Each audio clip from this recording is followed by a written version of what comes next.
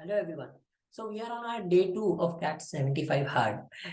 Let's start with the sound. पर उसके पहले मैं समझा दूं CAT 75 hard क्या है, because आज second day है तो थोड़े दिन के लिए मैं explain कर दूंगा that क्या है कैसे है. So CAT 75 hard is for 75 days we will solve different CAT के real papers और मैं उनको वैसे समझाऊंगा that कैसे एक टॉपर ये सॉल्व करेगा, कैसे एक 99 परसेंटाइलर सॉल्व करेगा. The point being that पूरा पेपर सॉल्व करने की जरूरत नहीं है. You have to selectively choose the questions which are worth solving और वो questions मैं तुम्हें बताऊंगा that कैसे real CAT में तुम solve करोगे so that you can be a CAT 99 percentiler in all different sections. Okay, so let's start with it. Let's start the day 2 without wasting any time. This is day 2. I'm sorry, यहाँ पे सिर्फ writing में मेरा mistake हुआ है. तो yeah, this is day 2. Let's start with it. Let's start with VRC. VRC में ये एक पैरासिम्बल्स वाला क्वेश्चन है. Let's start with the पैरासिम्बल्स happens to be my best और favorite topic after RC. तो luckily मुझे RC और पैरासिम्बल्स दोनों बहुत पसंद है और दोनों कैट में बहुत ज्यादा इंपॉर्टेंट होते हैं. Let's start with it. एक बार ये पैरासिम्बल खुद से पढ़ लो and then once you take about 1.5 minutes to read the पैरासिम्बल. तब तक तुम वीडियो पॉज कर दो और वीडियो पॉज करके ये प्रॉपरली पढ़ लो. Once you read the question, you will understand what is the once you read the all the 4 sentences, तुम्हें समझेगा that पैराजिम्बल किसके बारे में है. तो इसके बारे में देखो, इसमें जैसे मैंने कल बोला था सबसे पहले इंट्रोडक्टरी सेंटेंस निकालना पड़ेगा. तो यहाँ पे what is an good introductory sentence? Impartiality and objectivity are fiendishly difficult concepts. fiendishly मतलब इमीडिएटली पता नहीं चलता, बहुत ज्यादा उनमें फर्क ज्यादा नहीं होता. fiendishly difficult concepts that can cause all sorts of injustices even transparently implemented. तो मतलब one makes a good introductory sentence till now. बाकी पढ़ते हैं. It encourages us into bubbles of people we know and like. Impartiality and objectivity दो चीजों की बात करिए तो इसके बाद it तो नहीं आएगा, तो सेकंड वाला इसके बाद नहीं आएगा. Twitter's website says that tweets you are likely to care about most will show up first on your timeline based accounts and based the accounts you interact with most, tweets you engage with and much more. इससे मैं directly second वाले पे जा सकता हूँ because second वाले पे क्या दिया है, एंड पढ़ो सेकंड वाले का. While binding us to different perspectives, but deeper problem of transparency lies in the words and much more. मतलब ये थ्री में जो एंड मच मोर दिया है उसका इमीडिएटली फॉलो अप हमें 2 में दिया है. तो इसके बाद 3 और 2 ये दोनों साथ में आएंगे, जहां भी आएंगे साथ में आएंगे. We are only told some of the basic principles and we can't see the algorithm itself. ये भी ट्विटर की बात चालू है. तो इसमें बोल रहे हैं कि हमें सिर्फ कुछ कुछ चीजें पता है पर हमें पूरा का पूरा जो ट्विटर का एल्गोरिथम है वो एल्गोरिथम नहीं पता. So that is why the right order for this directly becomes 1 3 2 4. This is the right order. The paragraph was a very simple one. ये पैराग्राफ काफी इजी वाला था, इसीलिए तो सिलेक्ट किया है that we can recognize कौन से क्वेश्चन सॉल्व करने लायक थे. चलो सेकेंड वन, ये भी एक पैराग्राफ है. But now we have another group. But से कभी भी कोई पैराग्राफ चालू होता है? नहीं, कभी भी कोई पैराग्राफ नहीं चालू होता. तो फर्स्ट वाला तो नहीं होगा इंट्रोडक्शन. अरे I am sorry.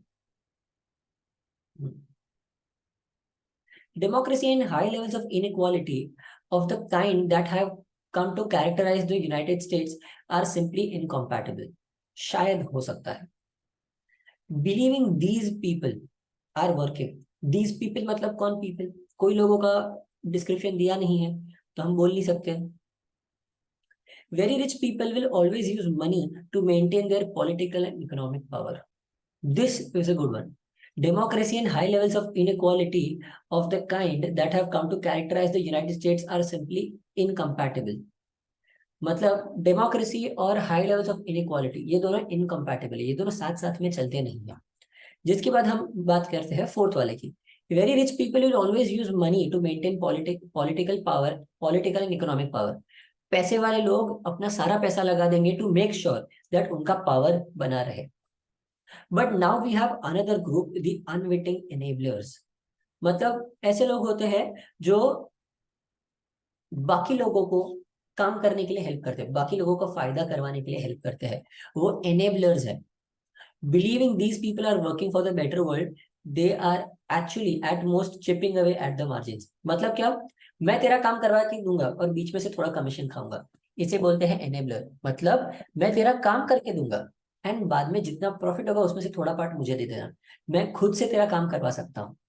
So that is why 2413 is the right order. चल, अब दिस इज पैरासमरी, पैरासमरी ही है ना, summarise, yes yes it is para summary. Let's check the passage given below followed by four alternative summaries. Choose the option that best captures the essence of the passage. I hope that तुम लोगों ने मेरी जो पैरासमरी पे video है, मैंने YouTube पे एक पैरासमरी कैसे सॉल्व करना है उसके लिए एक वीडियो बनाई थी, वो वीडियो प्रॉपरली देख लो। एक बार ये पैरासमरी पढ़ लेते हैं। Production and legitimation of scientific knowledge can be approached from a number of perspectives. To study knowledge production from sociology of profession's perspective mean a focus on institutionalization of a body of knowledge. The profession's approach informed earlier research, managerial occupation, business schools, and management knowledge. It, however, tends to reify का मतलब fortify, strengthen institutional power structures in its understanding of the links between knowledge and authority. Knowledge production is restricted in the perspective to selected members of the professional community, most notably to the university, faculties, and professional colleges. Power is understood as a negative mechanism which prevents the non-professional actors from offering their ideas and information as legitimate knowledge. इसका मतलब क्या बात कर रहे हैं, that knowledge को अगर collect करना है तो बाकी बहुत सारे सोर्सेज से कलेक्ट करना चाहिए, बट प्रॉब्लम क्या हो रहा है, दैट जो नॉलेज है वो कुछ ही सोर्सेज से आ रहा है। दैट इज, नॉलेज में हम पावर को डाल देते हैं, दैट इज जो लोगों के पास पावर है हम उनसे ही नॉलेज लेते हैं। जो लोग इंडस्ट्री फैकल्टी, वो लोग यूनिवर्सिटी की फैकल्टी है या फिर कॉलेजेस में है, उन लोग से हम नॉलेज लेते हैं। बट उसकी वजह से जो लोग अच्छे अच्छे होते हैं, जिनको शायद जो प्रोफेशनल नहीं है बट उनका नॉलेज अच्छा है, हम उनसे नॉलेज ले ही नहीं पाते। मतलब हमारा नॉलेज का सोर्स बहुत लिमिट हो गया है। That is what the entire paragraph is trying to say. Let's go to the options. The study of knowledge production can be done through many perspectives. Make sense, पर थोड़ा आधा अधूरा type का लग रहा है, तो I will question mark this. The profession's approach has been one of the most relied upon perspective in the study of management knowledge of production. इसमें प्रॉब्लम तो बता ही नहीं है, इसमें नेगेटिव के बारे में बताना चाहिए ना, तो ये वाला गलत, ये वाला सिर्फ पॉजिटिव की बात कर रहा है।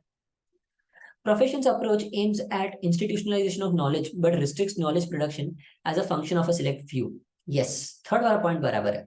वो क्या बोलता है, दैट जो प्रोफेशंस वाला अप्रोच है उससे नॉलेज को हम इंस्टीट्यूशनलाइज कर देते हैं, बट उसकी वजह से वो सिर्फ कुछ लोगों के ही पास से आता है, नॉलेज प्रोडक्शन कुछ लोगों के पास से ही होता है। थर्ड वाला अब तक तो मुझे सही लग रहा है।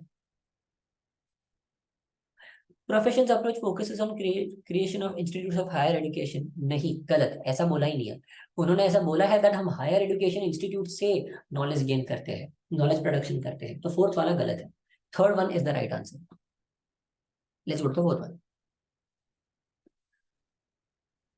Conceptualisation of landscape as a geometric tool, थोड़ा and is historically related to the European conceptualization of the organism, particularly the human body, as a geometric object with parts having rational three-dimensional organizations and integration. The European idea of landscape appeared before the science of landscape emerged, and it is no coincidence that Renaissance artists like Leonardo da Vinci, who studied the structure of human body, also facilitated an understanding of structure of landscape. Landscape, which had been a subordinate background to religious or historical narratives, became an independent genre or subject of art by the end of 16th century or the beginning of the 17th century.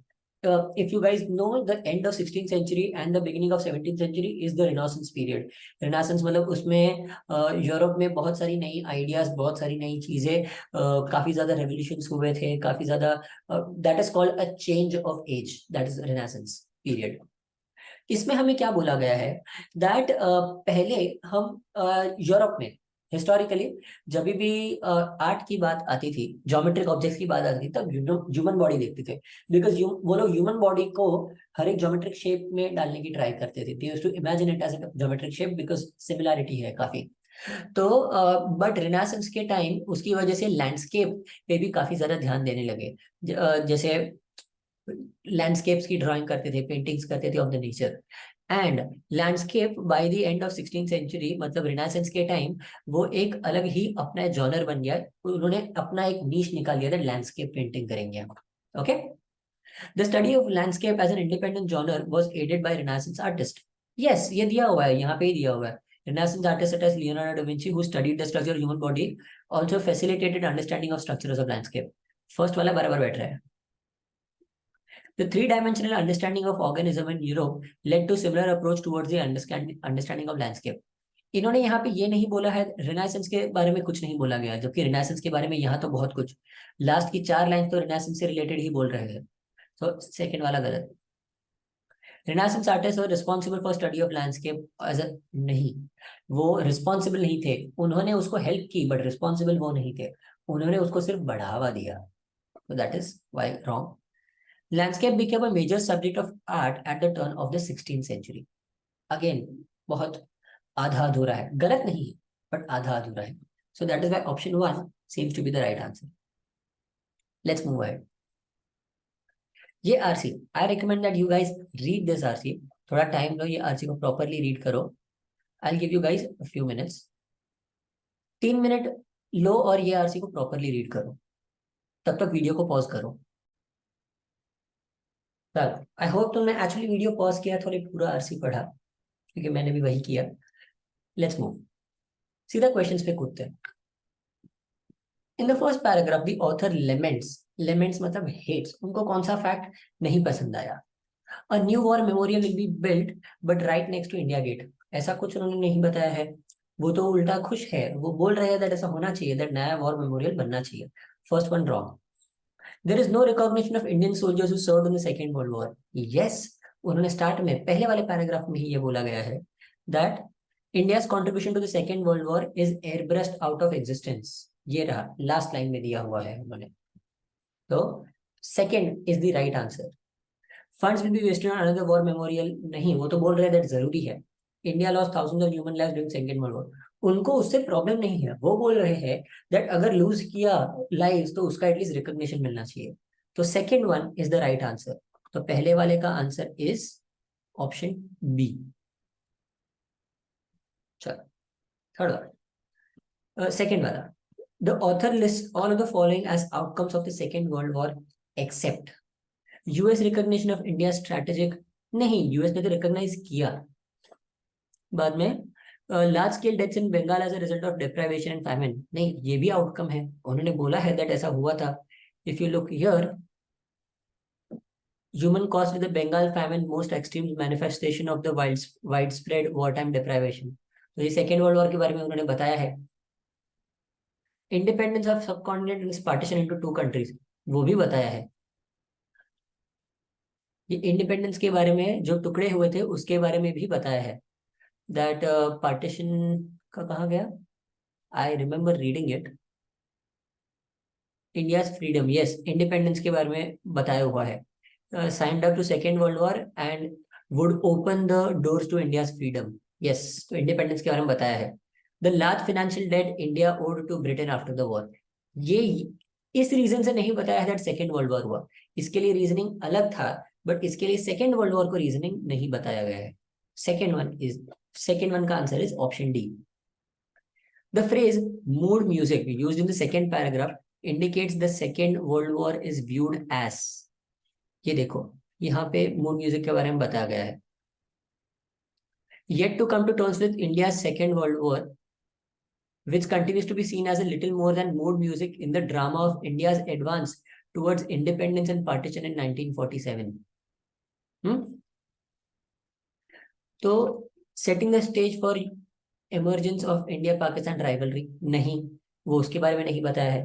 The backdrop to subsequent independence and partition of a region, नहीं, that is also not a part of the narrative on the ill effects of colonial rule on India and a tragic period in terms of loss of lives of national wealth.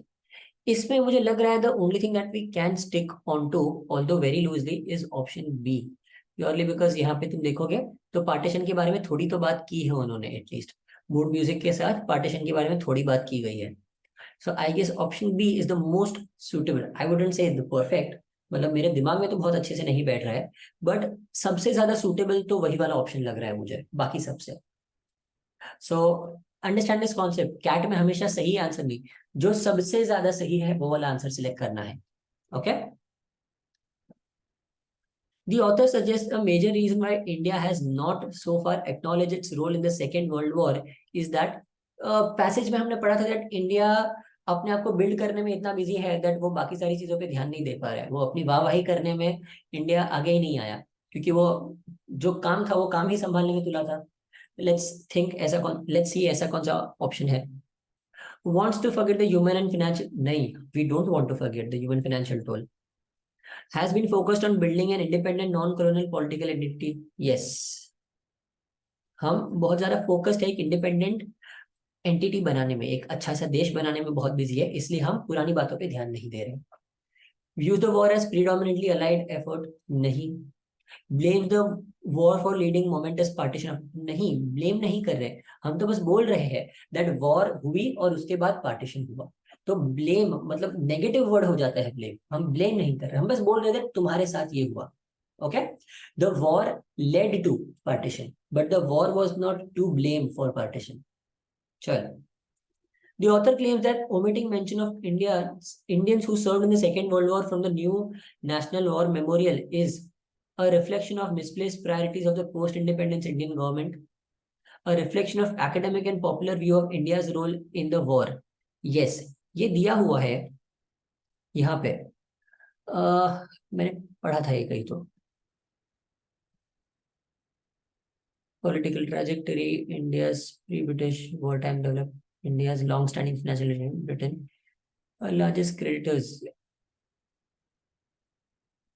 It is given that हम India में जो war के बारे में हम education में भी हम नहीं दिखा रहे दैट हमारा क्या हाथ था, हमारा कितना बड़ा हाथ था, वो हम देख ही नहीं रहे हैं. तो political churn,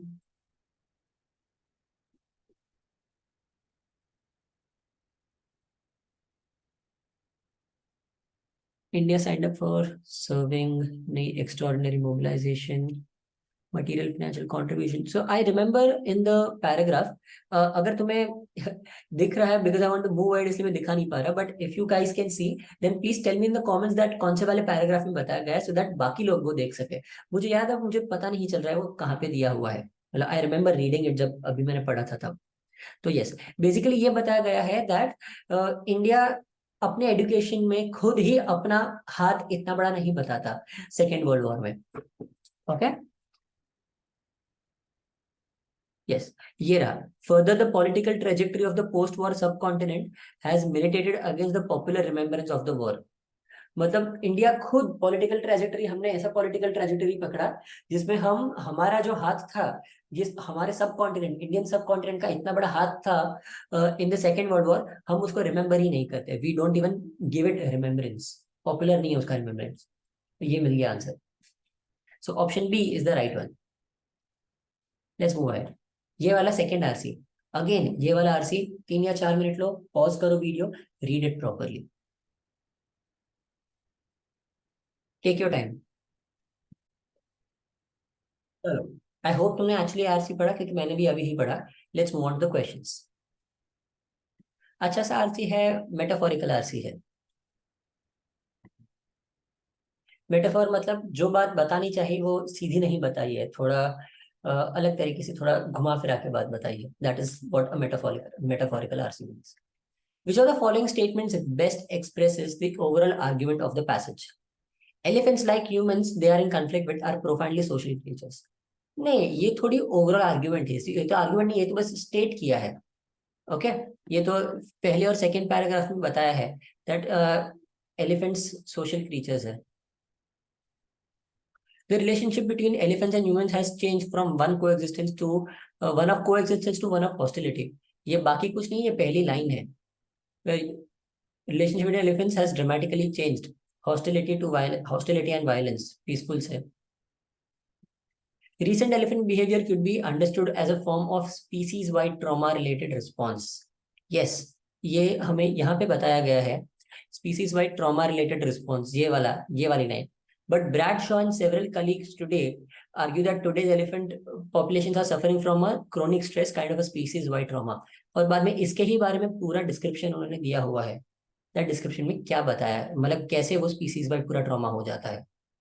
so option C seems right. The brain organization and early development of human elephants and humans are extremely similar. ये आर्ग्यूमेंट नहीं है, उन्होंने बस ये स्टेट किया था. So that is why option C is the right one. In the first paragraph, Bradshaw uses violence to describe recent change in human-elephant relationship because according to him, both humans and elephants have killed members of each other's species. ऐसा तो किधर नहीं है. There is a purposefulness in human and elephant aggression towards each other. Yes, हो सकता है. Human-elephant interaction have changed their character over time. Yes, but इसमें ये गलत नहीं है. But exactly, Bradshaw uses term violence. ये वायलेंस से रिलेटेड कुछ नहीं है.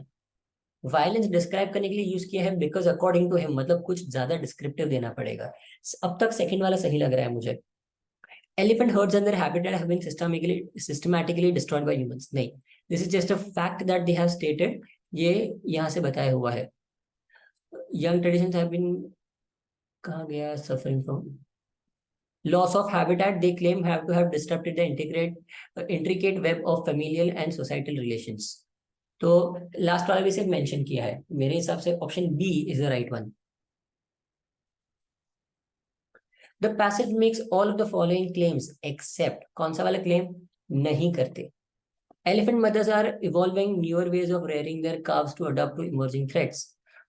उल्टा बोल रहे हैं. वो बोल रहे हैं दैट उल्टा जो ये नई नई चीजें आ रही है उसकी वजह से उनके सोसाइटल स्ट्रक्चर में प्रॉब्लम आ रहा है, उनकी फैमिली सिचुएशन में प्रॉब्लम आ रहा है. तो literally A is the opposite of what is mentioned in the passage. तो ऑब्वियसली ए वाला गलत है. Let's check the other one just to check. Elephant response to deeply disturb. Elephant response to deeply disturbing experiences similar to that of humans. Yes, उन्होंने बताया है that human और elephant की similarity है. Elephants establish extended and enduring familiar relations as do humans. Yes, similarity B और C दोनों साथ साथ में ही बताया है. Human actions such as poaching and culling have created stressful conditions on elephant communities. मैंने अभी ही तुम लोगों को बताया that ये रहा, decades of poaching and culling has caused stressful environment for them. क्योंकि फैमिली रिलेशंस में प्रॉब्लम आई है उनको. तो option A is the right one. Which of the following measures is Bradshaw most likely to support to address the problem of elephant aggression? The development of treatment programs for elephants drawing on insights gained from treating post-traumatic stress in humans. Which of the following measures is most likely to support address the problem? Yes. तो मतलब कौन सी चीज जो elephants को problem आ रही है उस आर्ग्यूमेंट को सपोर्ट करेगी, उस आर्ग्यूमेंट को ज्यादा बढ़ावा देगी, उस आर्ग्यूमेंट को ज्यादा अच्छे से एक्सप्लेन करेगी. Funding of more studies to better the understand of impact of testosterone male elephant aggression. नहीं, वो नहीं है मेन. उनको एलिफेंट्स को जो डिप्रेशन हो रहा है, एलिफेंट्स को जो प्रॉब्लम हो रही है, एलिफेंट्स को जो स्ट्रेस हो रहा है, वो स्ट्रेस को मिटाना है. तो ऑप्शन बी गलत. Studying the impact of isolating elephant calves on their early brain. नहीं, ये तो उल्टा नहीं करना चाहिए, ये तो गलत है. ये बोल रहे हैं दैट ये स्टडी में बहुत ज्यादा प्रॉब्लम हुई. तो option C is not the right one.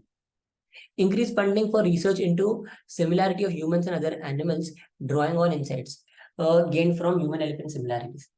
ये ऑल्दो कर सकते हैं, बट इससे एलिफेंट वाली जो प्रॉब्लम है वो प्रॉब्लम का कोई सुधार नहीं होगा, वो प्रॉब्लम सॉल्व नहीं होगी. The only option is option A which makes sense. Okay,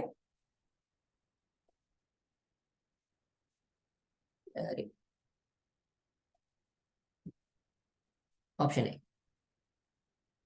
In paragraph 4, the phrase "the fabric of elephant society" has effectively been frayed by the exaggeration aimed at bolstering. नहीं, exaggeration तो कुछ दिया ही नहीं है उन्होंने. The accurate description of the condition of elephant herds today. Accurate description नहीं बोल सकते, ये उनका पर्सपेक्टिव है, ये उनका दावा है that elephants को स्ट्रेस हो रहा है. This is what they are claiming. An ode to the fragility of elephant society today. Elephant society fragile नहीं है। एलिफेंट सोसाइटी को बहुत प्रॉब्लम्स हो रही है ह्यूमन एक्टिविटीज की वजह से। ये एक सालों से चलता आ रहा प्रॉब्लम है जो ह्यूमंस की वजह से हो रहा है। सोसाइटी वीक नहीं है, ह्यूमंस ने ज्यादा जुल्म किया है उन पे। A metaphor for the effect of human activity on elephant communities. Yes, यही तो बता रहे हैं दैट ह्यूमन एक्टिविटीज का जो असर हुआ है एलिफेंट कम्युनिटीज पे, उसके बारे में बात की है। Option D is the right one.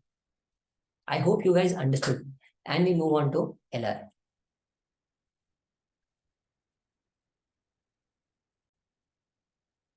But before we move on to LR, I just wanted to make an announcement. Just to tell you that, guys, if you guys are feeling that तुम CAT के लिए ज़्यादा prepared नहीं हो, then this is the right time to start preparing for CET, SNAP and MAT. वरना क्या होगा, तुम अगर CAT का तुमने पोर्शन नहीं खत्म किया, तुमने पढ़ाई नहीं प्रॉपरली की है, तो CAT भी खराब जाएगा। पर CAT के बाद ज्यादा टाइम नहीं बचता है इनमैट स्नैप के लिए, जिसकी वजह से इनमैट स्नैप भी खराब जाते हैं। कैट का रिजल्ट खराब आता है, जिसकी वजह से जनवरी में पढ़ाई नहीं होती, तो सीईटी भी खराब जाती है। सीईटी मार्च में होती है और सीईटी में भी बहुत ज्यादा कंपटीशन है। So if you are preparing for CET then this is the right time to start. And the second thing that the 75 hard challenge जो मैं अभी कर रहा हूँ, उसमें ऑल्दो तुम्हें क्वेश्चंस और वो सब तो मिल जाएंगे, तुम्हें स्पीड मैथ्स रोज मिलता रहेगा। हमारा जो टेलीग्राम ग्रुप है उस पर स्पीड मैथ्स में 75 डेज तक रोज पोस्ट करता रहूंगा। I will be open to solving a few questions for students that कैसे क्या करना है, कैसे कॉलेजेस को अप्रोच करना है, वो सारे क्वेश्चंस मैं फिर भी सॉल्व करूँ। बट ये वीडियो सोल्यूशंस, इसमें बहुत ज्यादा टाइम लगता है। और ये स्पेशल जो कैट के लिए सम सिलेक्ट करता हूँ मैं कैट में से, उसके लिए we are starting a course that is just, पहले 10 दिन तुम्हें कुछ नहीं करना, यू विल सी दैट 10 दिन में कैसा मैं क्या काम करता हूँ। उसके बाद वो कोर्स में ये जो सारी चीजें हैं वो कोर्स में इंक्लूड हो जाएगी। But speed maths will still remain free and the group will still remain open if you guys want to ask any few questions to me. Okay, तो एक स्पेशल ग्रुप है जो हमने बनाया है only for the students who have enrolled for it. And considering हम इतनी ज्यादा मेहनत कर रहे हैं, 1500 is nothing as a fee that we are charging for this. So if you guys want you can join this. तो इसमें बहुत ज्यादा मेहनत करिए, even I will feel a little appreciated. If not then if you feel that तुम्हें नहीं join करना, तो एटलीस्ट 10 दिन की मेहनत के लिए एटलीस्ट वीडियोस को लाइक करके कमेंट कर देना, it be very helpful for me. Okay, चलो let's move on to LR again. LR में क्या दिया हुआ है? 24 people are part of 3 committees which are which are to look at research, teaching and administration respectively. No two committees have any member in common. कोई committee में कोई common member नहीं है, ये सब that is a very good thing. Understand, that is a very good thing that कोई common person नहीं है। जब कॉमन होता है तो बहुत प्रॉब्लम होती है। Two committees are of the same size. Each committee has 3 types of people: bureaucrats, educationalists and politicians, with at least one of them of 3 types in each committee। मतलब डेफिनेटली नंबर पॉइंट में zero नहीं होगा, किधर भी किधर ना किधर लोग होंगे ही। तो let's just write this down as this: bureaucrats, educationalist and politicians.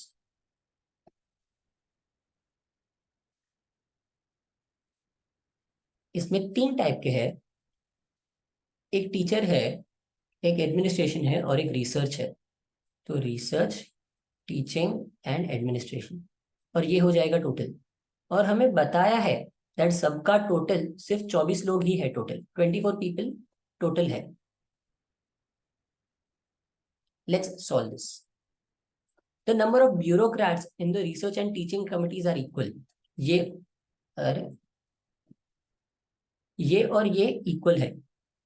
while the number of bureaucrats in research is 75% of the number of bureaucrats in the administrative committee। ये इसका 75% है और ये दोनों इक्वल है। 75% मतलब 3/4। तो what I can assume is, अगर मैं इसको 3x ले लूं, 3x, तो ये हो जाएगा 4x। Now total will be 10x। But अब समझो, अगर टोटल 10x है और x का वैल्यू पॉइंट में नहीं हो सकता, राइट? बिकॉज पॉइंट में हुआ तो 3 और 4 दोनों को पॉइंट में सॉल्व करना बहुत ज्यादा प्रॉब्लम हो जाएगा, क्योंकि लोग पॉइंट में नहीं हो सकते, लोग तो इंटीजर ही होता है। I can't have 1.6 people, I can have 1.5 people. डेढ़ शाने बोलते हैं but they are 1 people only, right? तो so that is why, let's see, यहाँ पे 10 10 into 2 हो सकता है क्या? इफ 10 into 2 कर दिया, इसको 20 ले लिया, तो यहाँ पे 1 2 3 4 5 6 सब जगह पे मिनिमम एक एक पकड़ू, तो यहाँ पे 20 नहीं हो सकता, तो 26 हो जाएगा total, which is not possible. So by default I can only take this as 10 4 3 and 3। The number of educationalist in teaching is less than the number of educationals in the research committee, the number of educationals in the research committee is average of the number of educationals in the other two committee. Teaching वाला research से कम है और research वाला teaching और ए से ए का average है। तो अगर मैं बताऊं ये सबसे कम है, so this will be A. अगर मैं ए पकड़ू उसको, this will be A plus B and this will be A plus 2। ऐसे ले सकता हूं मैं दैट ये वाला सबसे कम, इसमें थोड़ा ज्यादा और इसमें थोड़ा ज्यादा, because R is the average of T and A, मतलब ये अरिथमेटिक प्रोग्रेशन में होंगे तीनों। 60% of politicians are in the administration committee and 20% are in the teaching committee. 60 in administration, तो यहाँ पे 60, यहाँ पे 20, तो यहाँ पे भी 20 हो जाएगा, राइट? बट यहाँ पे इनका टोटल कितना है? If you see here A and 3B, तो 3 into A plus B, इनका टोटल इज 14। और यहाँ कितना आ जाएगा? ये जितना भी है वैल्यू उसका यहाँ 60%, 20% एंड 20%। तो मिनिमम ऐसी कौन सी वैल्यू है जिसका 20% इंटीजर होता है? 5। तो ये 5 हो सकता है, 6 नहीं हो सकता, 7 नहीं हो सकता, 8 नहीं, 9 नहीं, 10 हो सकता है। बट अगर यहाँ पे मैं 10 ले लूं, अगर मैं 10 ले लूं तो 10 एंड 10 दैट इज 20, तो यहाँ पे सिर्फ 3 बचेगा, तो सॉरी यहाँ 4 बचेगा, but 4 is not a multiple of 3, इसीलिए गलत हो गया। So by default this can only be 5। If this is 5, this is 3, this is 1 and this is 1। अगर ये 10 और 5 है तो यहाँ पे आएगा 9। 9 is 3 into A plus B, तो ए प्लस बी की वैल्यू मुझे मिल जाएगी 3, तो यहाँ आ जाएगा 3। I will just use the eraser a little. यहाँ ए प्लस बी की वैल्यू 3 हो जाएगी।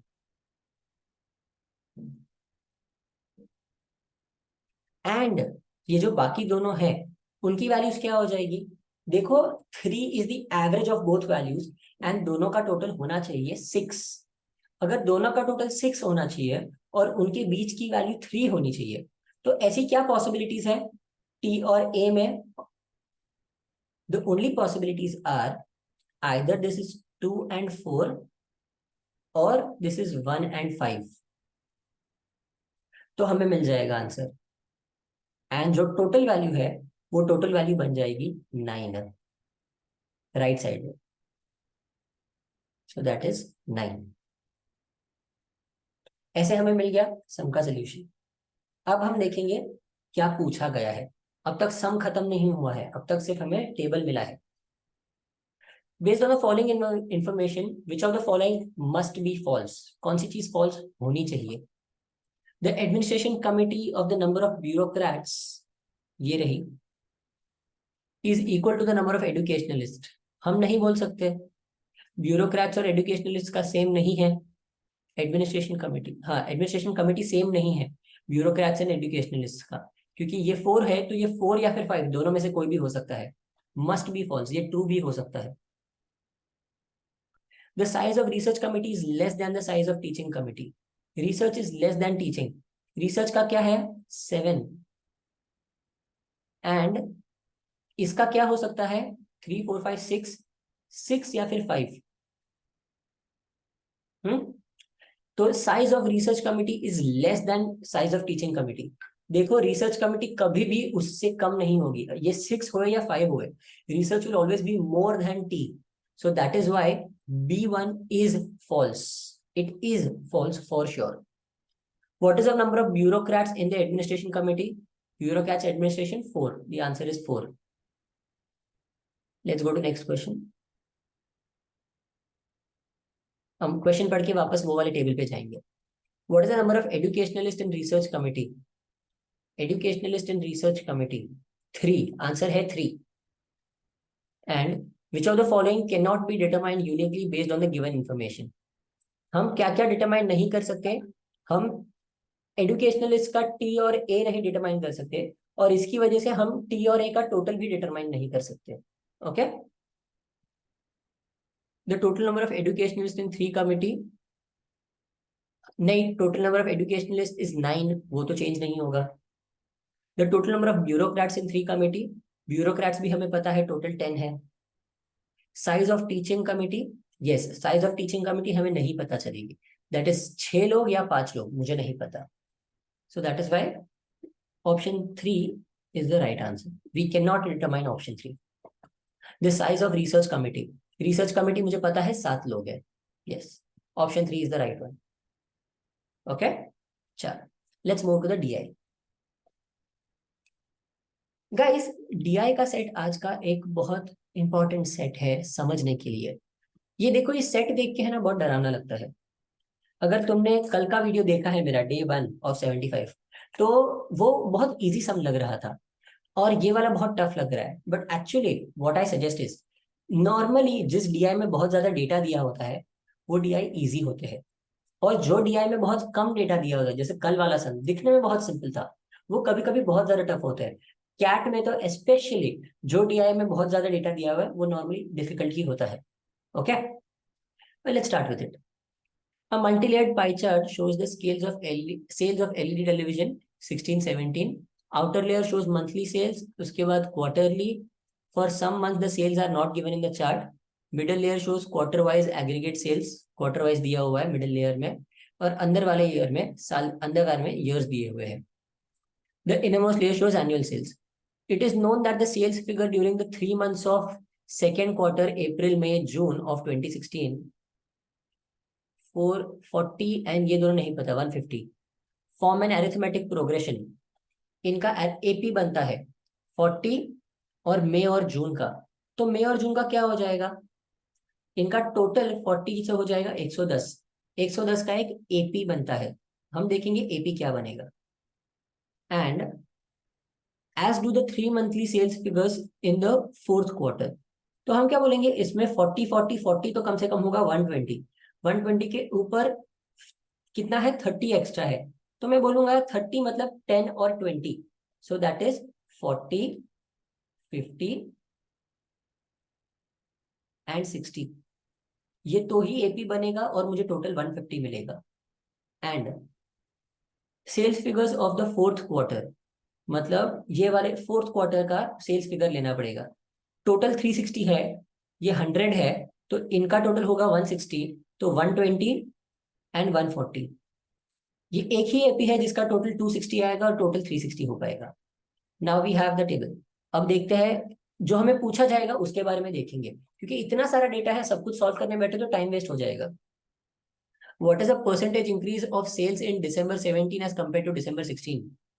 December 16 का सेल्स 140 था, और December 17 का सेल्स 150, 170, 500, 500 माइनस 320, 180। मतलब दिसंबर का जो सेल्स है वो 180 हो गया 140 से। So that is, it is increase of 40 on 140, that is 2/7। So हाँ, 2/7, 14.28.57, that is option B, Bombay. In which quarter of 2017 was the percentage increases in sales from the same quarter of 2016 the highest? देखते हैं percentage increase कब सबसे ज्यादा किधर है। Okay, Jan Feb March का देखो, पहले Q1 देखते हैं, 80, 60, 100, 240। यहाँ 40, 50, 60, 150, ठीक है, दिया हुआ है। Q3 का 75, 55, 130, 250। इधर कितना है, 360 दिया हुआ है। ये वाला 100, 120, 280, 380। ये 60, 120, 130, 190, 70, 60, 220, ये 220 तो दिया हुआ है, और ये 500। अब देखते हैं किसमें परसेंटेज इंक्रीज ज्यादा है। कैसे देखेंगे, Q1 में कितना इंक्रीज है, 140 on 240।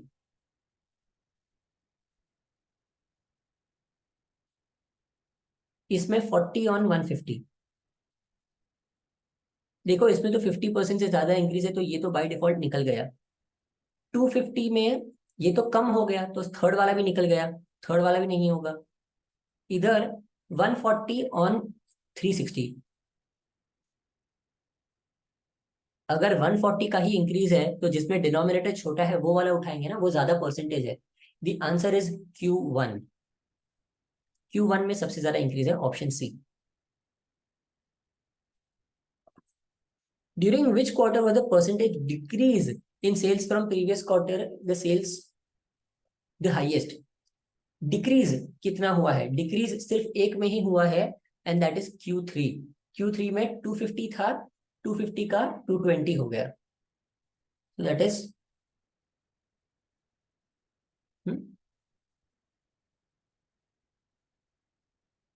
Previous quarter sales the highest.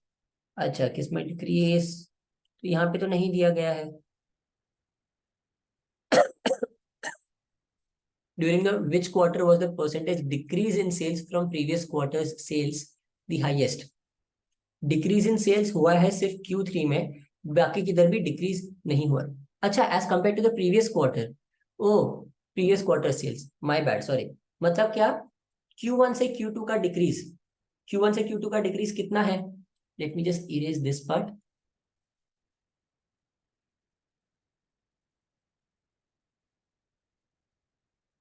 Q1 से Q2 का डिक्रीज इज 90 का डिक्रीज, 90 बाई 240, 9/24 का decrease.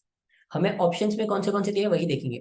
Q1 of 2017, Q2 of 17, Q4 of 17 and Q2 of 16। तो Q2 ऑफ 16 में हुआ है 9/24। बाद में ये देखेंगे, Q2 देखेंगे और Q4 देखेंगे 17 का। यस। क्यू इधर कितना डिक्रीज है? 2/360, तो वो तो जाने दो। 2/360 is very less as compare to this. 190 on 380, 50% decrease. ये 50% से कम डिक्रीज है, तो ये जान दो, यहाँ तो 50% हो गया। और यहाँ पे तो इंक्रीज हुआ है, डिक्रीज नहीं हुआ है। Q2 of 2017 is our answer. Q2 2017, option सी।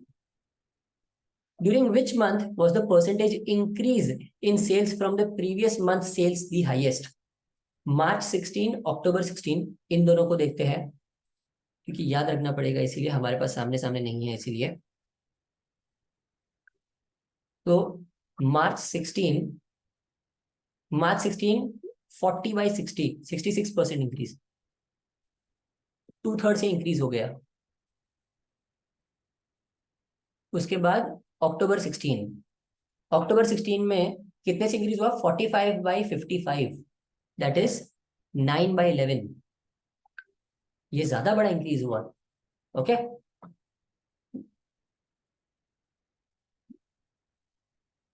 अक्टूबर 17 में कितना इंक्रीज हुआ? 80, मोर देन 100% इंक्रीज, 8/7। एंड मार्च 17 में कितना इंक्रीज हुआ है? 60, 100% इंक्रीज तो नहीं है। The answer will be 8/7, that is October 17। That is our answer, option C. This is our solution.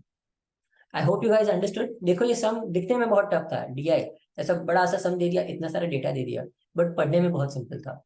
तो मोस्ट ऑफ द टाइम जब बहुत ज्यादा डेटा दिया है तो एक्चुअली सम समझने के लिए सिंपल होता है, बिकॉज बहुत सारा डेटा मतलब सब कुछ दिया हुआ है, कुछ भी देखना है डायरेक्टली तुम्हें सम में मिल जाएगा, कुछ दिमाग नहीं लगाना पड़ेगा ज्यादा। तो that is why. Let's start with QA।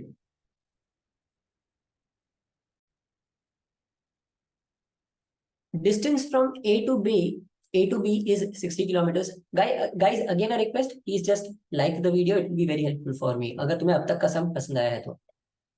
The distance from A to B is 60 kilometers.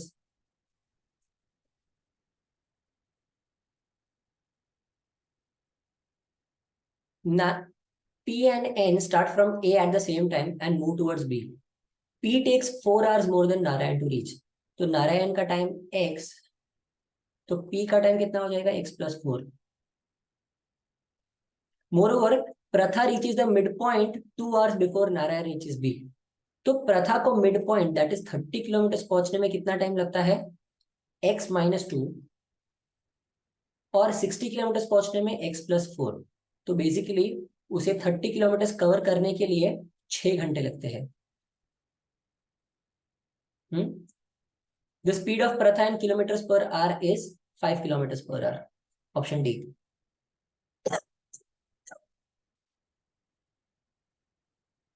A cat aspirant appears for a certain number of tests.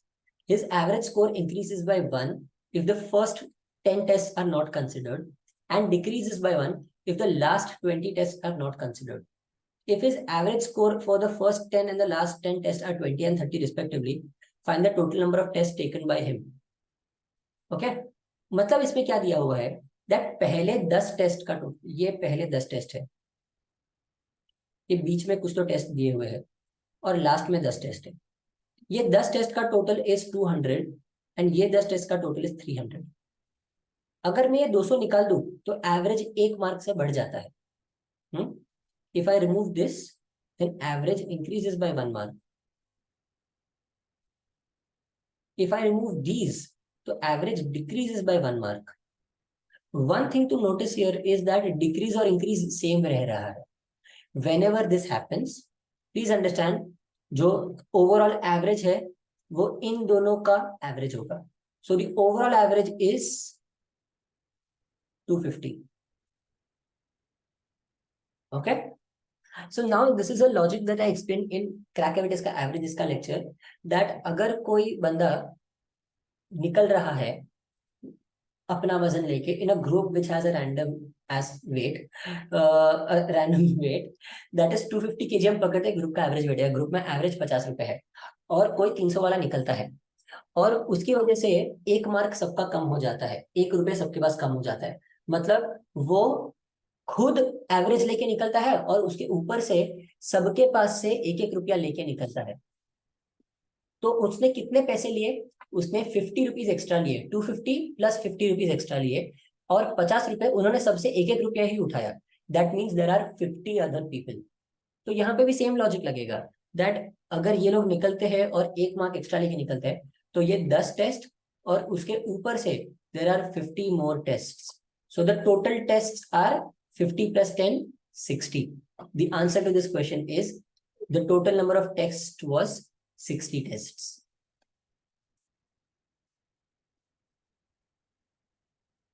ये लॉजिक मैं क्रैकर टेस्ट के एवरेजेस के लेक्चर में बहुत ज्यादा इन डिटेल समझाता हूँ।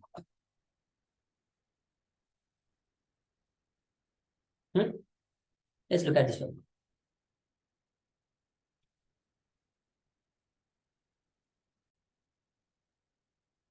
A wholesaler brought walnuts and peanuts, the price of walnut per kg being thrice that of peanut per kg। तो वॉलनट का प्राइस मैं 3x पकड़ लेता हूँ तो पीनट का प्राइस हो जाएगा x।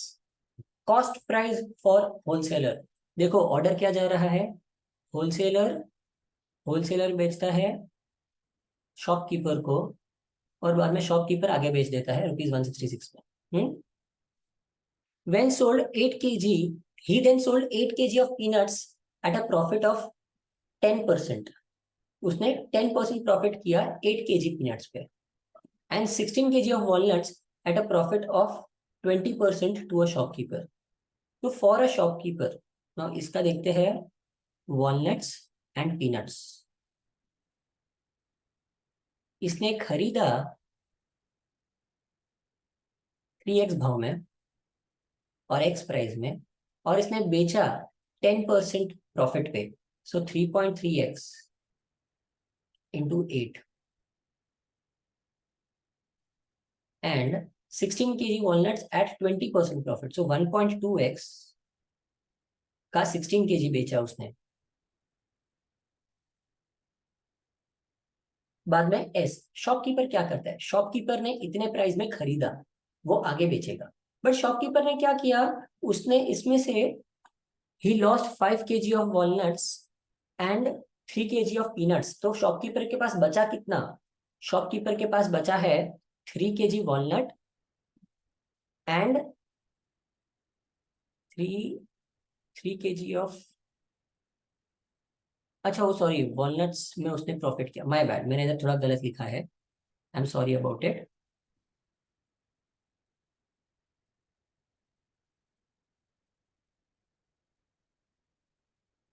उसने पीनट्स में प्रॉफिट किया 10%, सो 1.1x में बेचा 8 किलो एंड यहाँ पे उसने वॉलनट्स में 16 kg बेचा एट 3.6। बाद में उसने 5 kg वॉलनट्स खो दिए. So now this person has only 11 kg walnuts to sell, all the cost price of which is 3.6x, and this person has 1.1x के कॉस्ट प्राइस का उसके पास कितना बचा है, 3 kg पीनट्स उसने खो दिए. तो he has 5 kg remaining. He then makes the remaining nuts and sold the mixture at 166 per kg, making a profit of 25%. If 166 is 25% profit, तो कॉस्ट प्राइस कितना हो जाएगा? So that is 25%. 166 is equal to 5/4 of CP. तो CP equals to 166 divided by 5 into 4. ये उतने में उसने ये उतना उसने प्रॉफिट किया. तो ये कॉस्ट प्राइस हमें मिलेगा इससे. बट ये सीपी है, ये किसका सीपी है? What is the CP? CP को let's take it here as, CP को निकाल के हम उसका एक्चुअल वैल्यू डाल देंगे. दैट इज ये जो 3.6 इंटू 16 प्लस 8.8x, ये एक्चुअल सीपी है ना उसका, ये एक्चुअल सीपी है. तो हमें x की वैल्यू मिल जाएगी. सो 3.6 इंटू 16 करते हैं, 36, 16, 6, 6, 6, 30, 360, 360 प्लस 21.6. सो 36 प्लस 2.16 एंड नहीं 36, 16, 6, 6, 6, 6, 36, 6 into 4, 24, 27, 2, 576, 57.6, 57.6x plus 8.8x. So that will give you 65, 66.4. X equals to 166 into 4/5.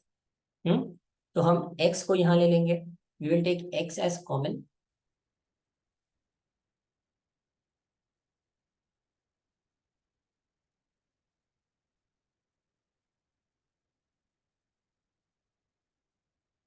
X equals to 66.4. And ये करके हमें x की वैल्यू अप्रोक्सीमेटली मिल जाएगी 2 into 33.2, 2 into 2, 33.2, 555, 165 into 5. x की वैल्यू हमें 2 मिल गई. We got the value of x as 2. तो अब हमें पता है that what at what price in KG did the wholesaler buy the walnuts.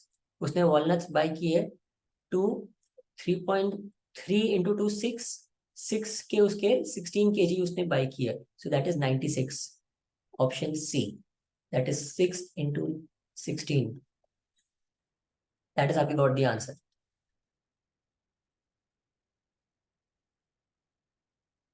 When they work alone, B needs 25% more time to finish a job than A.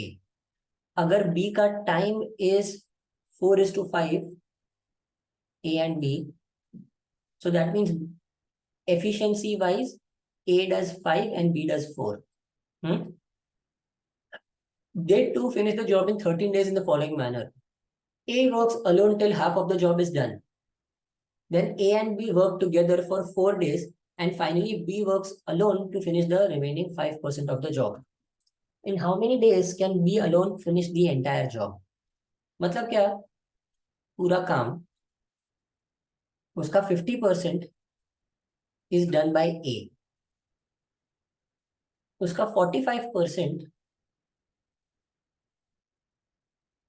is done by A plus B, and उसका 5% is done by B alone. अब A और B कितने दिन, 4 दिन साथ में काम करते हैं. 4 दिन में 9 यूनिट्स पर डे काम हो रहा है. So that is 36 units. 36 units is 45% of the entire work. 36 equals to 45%. So that means 50% of the work will be 40 units. ये हो जाएगा 36 and 5% of the work will be 4 units. The total work is 80 units. And in how many days can B alone finish the entire job? B की capacity है 4 per day. So B will finish the entire work in 20 days. That is option C. Simple solution. If x is a positive quantity such that 2x 2 raised to x equals to, ये मैं properly थोड़ा लिखता हूं, is equal to 3 raised to log 2 log 2 to the base 5 ऐसा दिया हुआ है. Okay, तो we have to solve this.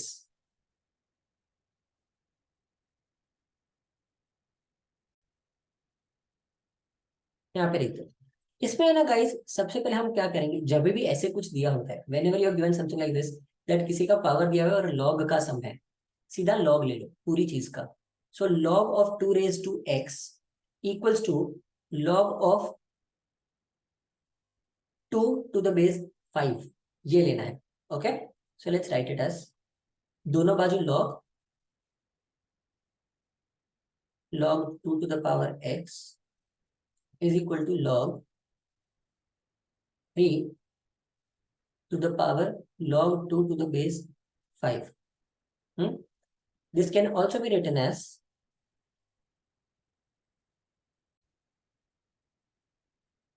ये x, जब भी कोई पावर होता है और log लेते हैं तो हम x को मल्टीप्लाई कर देते हैं, मतलब जो भी पावर है वो पावर को मल्टीप्लाई कर देते हैं. तो मैं बाजू वाले एरिया को थोड़ा इरेज कर देता हूँ, खाली कर देता हूँ जगह. ये तो क्वेश्चन ही लिखा था मैंने. So x into log to the base 2, अरे log 2 is equal to log 5 log 2 to the base 5 into log 3. तो x इक्वल्स टू, ये इसको हम नीचे ले लेंगे, तो इसे हम ऐसा का ऐसा नीचे लिख देंगे, log 2 को यहीं पे नीचे लिख देंगे. थोड़ा जगह कम है इसलिए मैं इरेज कर रहा हूं. Okay, log 2. अब देखो, इन दोनों का कोई बेस मुझे दिया नहीं है, तो I can assume the same base for both of them. I will try to assume the same base. तो मैं अज्यूम करूंगा इसका भी log 3 है, इसका भी log 3 है. But log 3 to the base 3 is always 1. So this becomes 1.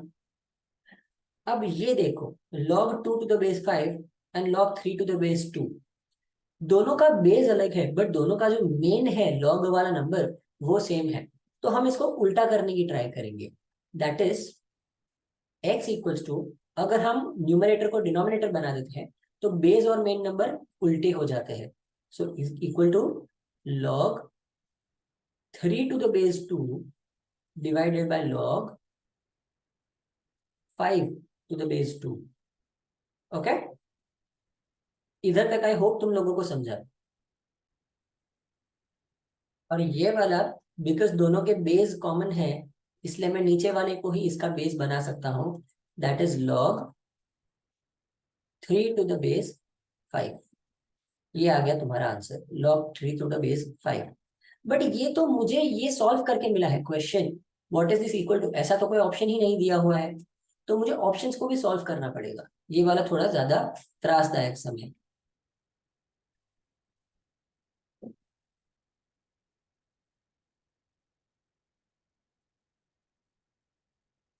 That is, तो इसमें लिखते हैं log 5 बेस 9. नहीं, log 5 को मैं log 3 तो नहीं बना सकता. 1 plus log 5 3 divided by 5. Let's check. 1 plus log 5 3 to the base 5. This can also be written as 1 plus log 5 3 divided by log 5 5. ऐसे भी लिख सकते हैं हम इसको. Is that right? नहीं, बिकॉज ये जो हमने किया था यहाँ पे इन दोनों का बेस सेम था, इसीलिए हमने उनको सेम लॉग बना दिया। बट लॉग की property, when two things log to the base 5 has a fraction, तो तब हम क्या करते हैं, वी डिवाइड नहीं करते, we subtract them. So that is log 3 to the base 5 minus log 5 to the base 5। हम ये वाली log वैल्यू दोनों को लगा के माइनस कर देते हैं। ओके, बट ये देखो, ये तो log 5 to the base 5 है, तो ये बन जाएगा 1। So 1 minus 1 plus log 3 to the base 5 which is the same as what we found. ये देखो, और ये, so that is why the answer is option B, Bombay. I hope you guys understood. ये वाला सम थोड़ा अटपटा सा सम है, प्रॉपरली करना पड़ेगा। U square plus u minus 2v minus 1 equals to minus 4v u plus v। हम इसे एक्सपांड करेंगे, ये वाला जो है उसको एक्सपांड करेंगे। यू स्क्वायर प्लस, इसका एक्सपांशन क्या होगा, a plus b plus c the whole square is a square plus b square plus c square plus 2ab 2bc 2ac, तो is equal to u square plus 4v square plus 1 minus 2ab, so 2 into 2v into u, that is 4uv plus 2v into 1, so that is 2v minus 4 u into minus 1 minus u, नहीं sorry, यहाँ पे 4 आ जाएगा because 2 से multiply करना था, तो यह आ जाएगा 2u, the whole equals to, इस पूरे की वैल्यू हो जाएगी equals to minus 4uv minus 4v square. ये, अब आगे बढ़ते हैं, इधर क्या हो जाएगा, 2u square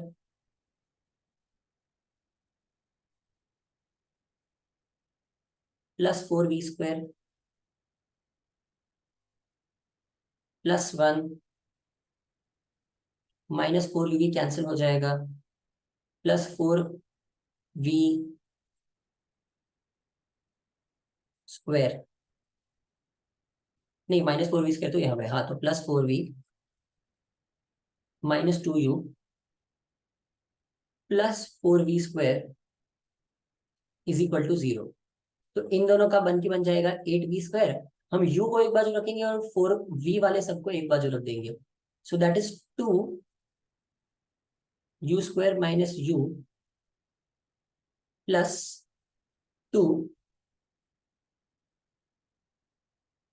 4v square plus 2v 4v square plus 2v, yes, the whole plus 1 equals to 0, या फिर इसको इक्वल्स टू माइनस 1 लिख सकते हैं, तो let's write it as that only, equals to minus 1।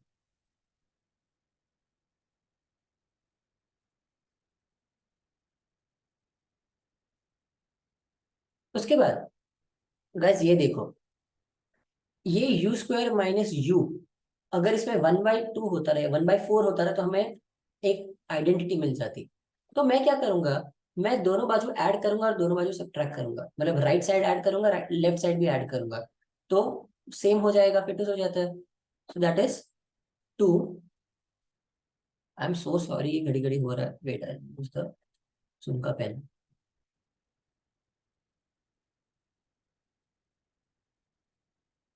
That is 2u square minus u plus 1/4 plus 2 4v square plus 2v plus 1/4 is equal to minus 1 plus 1/2 plus 1/2। ये 1/2 मैंने ऐसा कैसा यहाँ भी 1/2 ही लिया था, बट बिकॉज ब्रैकेट के अंदर डाला इसलिए मैंने 1/4 लिख दिया, 2 कॉमन निकाल के। ओके, चलो, now if you understand, half plus half is 1, 1 minus 1 is 0, सो ये बाजू पूरा 0 हो जाएगा, and this is u minus 1/2 the whole square, 2 common plus 2v plus 1 by 2 the whole square equals to 0। ये 0 है तो बाय डिफॉल्ट ये 2 भी गायब हो जाएगा। You can directly write this as 0। अब समझो ये दोनों स्क्वायर्स है, square can never be a negative square can never be negative. तो मतलब u plus u into 1 by u minus 1 by 2 square and 2v plus 1 by 2 square दोनों का value 0 होना चाहिए, बोथ शुड बी 0। तो u equals to 1 by 2 and v equals to minus 1 by 4, v equals to minus 1 by 4। ये आ गया तुम्हारी value of u and v। इसके बेसिस पे हमें u प्लस 3v निकालना है। तो all we have to do is, रुको पहले मैं ऊपर वाले को मिटा देता हूं। I hope you guys have understood this. चलो u plus 3v that is 1 by 2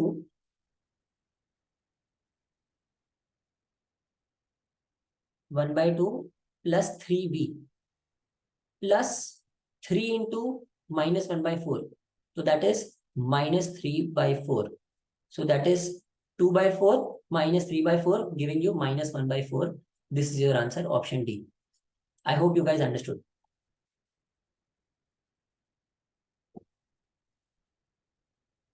That was a relatively tough sum, but अच्छा सा sum था। okay? ये वाला sum समझते हैं। हमें दिया गया है that x y z are 3 real numbers, real being a very important term, real numbers in geometric progression such that x less than y less than z। इसका मतलब क्या हुआ, that x और z का मल्टीप्लाई करूं तो y square आएगा, x z equals to y square. बाद में if 5x 16y and 12z are in arithmetic progression, arithmetic progression में है मतलब क्या, 16y minus 5x is equal to 12z minus 16y, because they are in arithmetic progression, so the d will remain the same, the common difference remains the same। then the common ratio of geometric progression is, तुम्हें देखना है that what will be the values, because they are in geometric progression, so you can take these as a, this is ar and this is a by r। तो इन्हें यहाँ substitute करने की try करते हैं। Let's try to take it, y को ले लेंगे a, तो 16a माइनस 5x 5a into r 5a by r is equal to 12z 12ar minus 16a। सो सबको r से मल्टीप्लाई करते हैं, 16ar तो will get 32ar minus 5a is equal to 12ar square, right? ये आ जाएगा, तो हम a कॉमन लेके कट कर सकते हैं, सो 32r minus 5 is equal to 12r square. This becomes the format of a quadratic equation, 12r square minus 32r plus 5 equals to 0। तो इसको अगर हम स्प्लिट कर दे 2 प्लस 5 एंड ये 30, ओके या अगर मैं इधर ले लूँ 12r स्क्वायर माइनस 30x, अरे 30r minus 2r plus 5 is equal to 0। So यहाँ पे कॉमन लेते हैं 6r, 2r माइनस 5 एंड यहाँ पे माइनस 1 कॉमन लेते हैं, 2r minus 5 is equal to 0। तो 6r minus 1 multiplied by 2r minus 5 is equal to 0।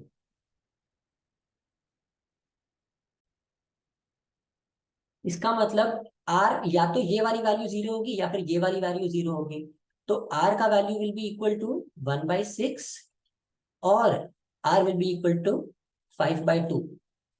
But हमें क्या पता है दैट ये जो ज्योमेट्रिक प्रोग्रेशन है XYZ ये बढ़ता जा रहा है, मतलब r की वैल्यू लेस देन 1 नहीं हो सकती।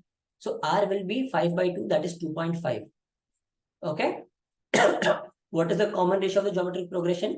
2.5, 5/2, that is your answer, r। I hope you guys understood।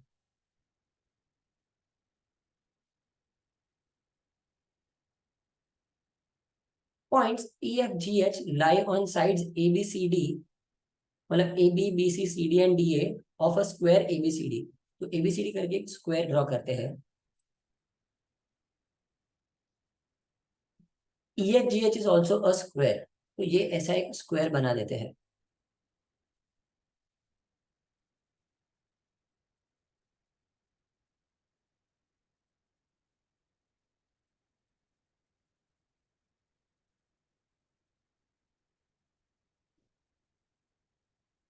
ABCD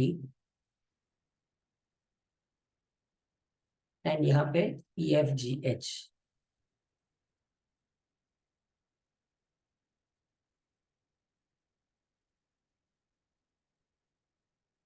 इसका एरिया इज 62.5% ऑफ ABCD। 62.5% मतलब 5/8, तो this is 5/8 of ABCD।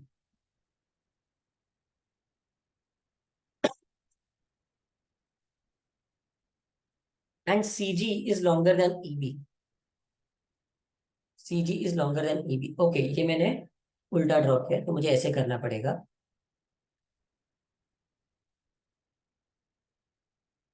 So I am assuming that ये CG लंबा है और ये छोटा है, तो ये स्क्वायर को मैं थोड़ा अलग तरीके से ड्रॉ करूंगा, जहां पे यहां से स्टार्ट होगा।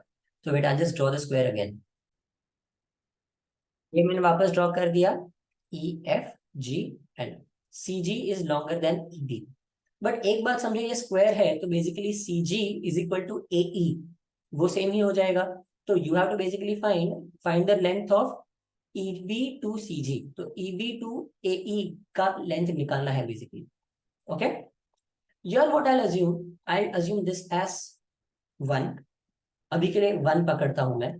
जितना 1x और ऐसा जो भी होगा वो रेशियो में ही होगा। Understand this entire sum is in ratio, so I can assume one thing as 1।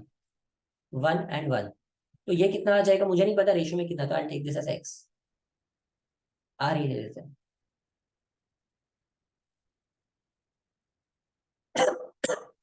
अब इधर पाइथागोरस थ्योरम यूज करते हैं। सो दिस ये HG या फिर कोई भी स्क्वायर की side will be how much? Root of 1 plus r square। Now we know 1 plus r square का square, that is 1 plus r square is 5/8 of 1 plus r the whole square। So why? Because 1 plus r the whole square will be बड़े वाले square का value। So 1 plus r square is equal to r square plus 2r plus 1 the whole into 5/8, और ये इधर 8 आ जाएगा। So that is 8 plus r square, 8r square is equal to 5r square plus 10r plus 5। यहाँ पे जाते हैं 3r square minus 10r plus 3 is equal to 0। तो अब हमें नॉर्मल जो हम क्वाड्रेटिक स्प्लिट करते हैं वो स्प्लिट करना पड़ेगा, जिसका इधर मैं 3r कॉमन ले लूंगा, तो आ जाएगा r माइनस, यहाँ मैंने r लिया था, ओके r, तो -9r कर देंगे, r -3 एंड माइनस, क्योंकि यहाँ पे -r था तो -1 ले लूंगा, r-3 is equal to 0। So 3r-1 and r-3 whole equals to 0। अगर ये 0 आ गया तो r की वैल्यू विल बी 1/3 और r will be equal to 3। r will be 1/3 और r equals to 3। But can r be 1/3? नहीं, क्योंकि EB is 1 and r is longer than 1। Longer than E B, so by default R का value हो जाएगा 3. So E B to C G का value will become 1:3 ratio. I hope you guys understood.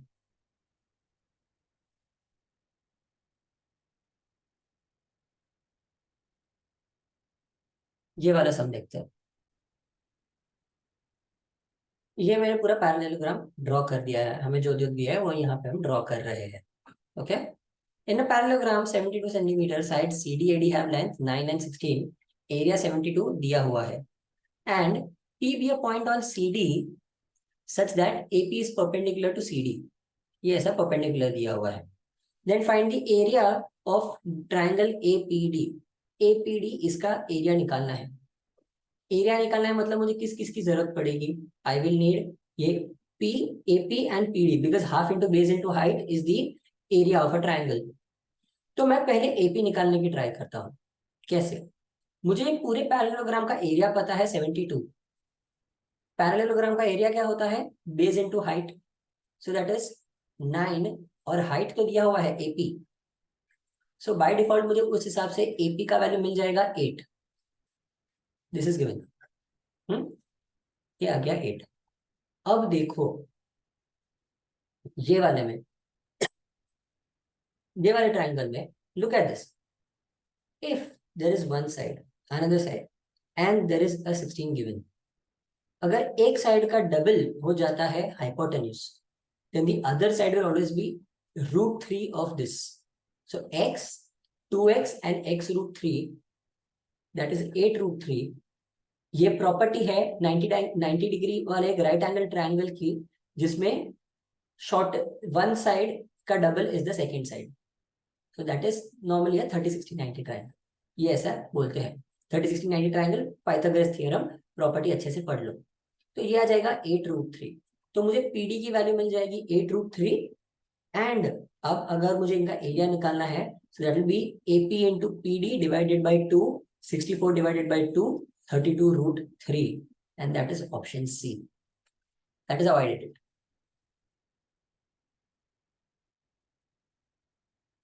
And finally I go to this.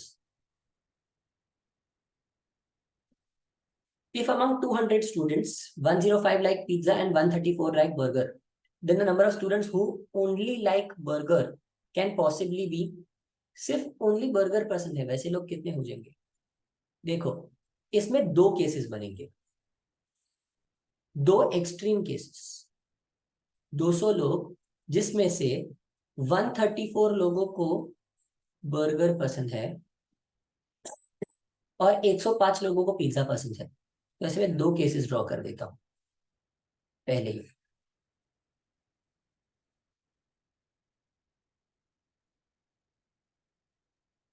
134.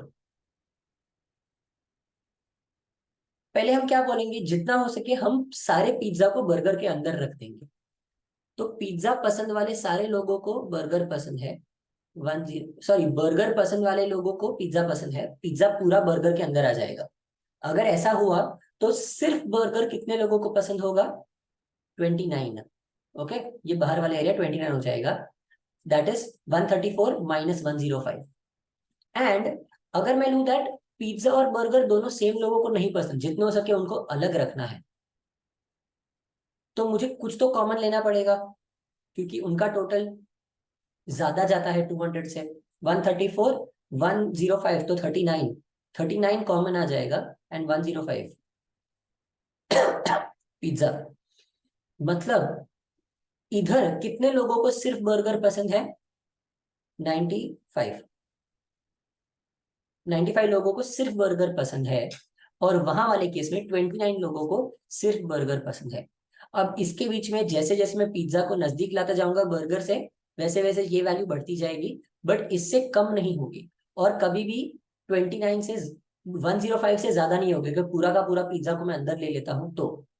तो by default burger, only burger like करने वाले लोग will be between 29 to 95. The only value between this is option D, Delhi. And ये आ गया तुम्हारा answer, option D. It can possibly be 93. ये वाले सब में तुम्हें कभी भी वैल्यूज उसके बीच में ही दी होंगी, 29 और 94 इसके बीच में एक ही वैल्यू दी होंगी, वरना नहीं होगी। Okay, let's go to this sum. ये देखो, यहाँ पे क्या दिया है, इंटीजर वैल्यू ऑफ एक्स, तो इंटीजर्स ही हो सकती है, दैट इज 0.25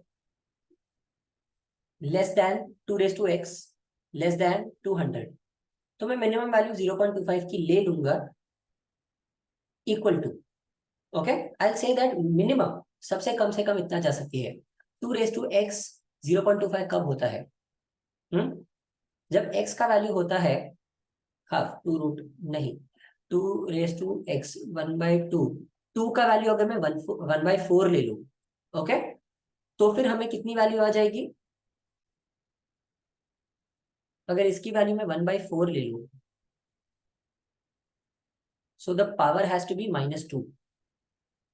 तो -2 से मैं नीचे नीचे नीचे जाता रहूंगा, -2, -1, 0, 1, 2, 3, 4, 5, 6, 2 की कौन सी पावर तक जाएंगे हम? जो 200 से कम है। सो आई विल गेट 2, ये तो 1 आ जाएगा, and 2 raised to -1 1/2, 4, 8, 16, 32, 64, 128, 2 raised to x, 2 raised to 7, 2 की 7th पावर है ये। ओके, ये हमें मिल गए सारे आंसर्स। अब and 2 raised to x + 2 is perfectly divisible by either 3 और 4। 2 raised to x + 2 करना पड़ेगा, इसमें +2 कैसे आ जाएगा? 2 + 1/4, 4 से डिविजिबल नहीं होगा। 2 + 1/4 इज 2, 8, 9/4, नॉट डिविजिबल बाय 3 और 4। 1/2 और इसमें 2 ऐड कर देंगे, so that will B 2, 2.5, 2.5 is not divisible by this, ये +2 3 हो सकता है, दिस इज वन आंसर। 2 + 2 4, 4 से डिविजिबल है, ये आंसर है। 6 is divisible, yes. 10 is not divisible. 18 is divisible. 32 plus 2 will be 34, not divisible. 66 divisible. 130 not divisible. 1, 2, 3, 4, 5. The answer is 5 values. ऐसी 5 values है x की जिसके लिए 2 raised to x plus 2 is perfectly divisible by 3 or 4. The answer is 5. I hope you guys understood this. And इसके साथ खत्म होता है अपना day 2।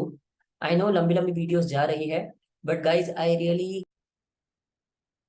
Really suggest that you guys actually pay attention to the videos, अच्छे से देखो। I guess इतनी ज्यादा डिटेल में सॉल्यूशंस कोई नहीं दे रहा है, and I hope you just guys like the videos. चलो, bye everyone, thank you for watching the entire video.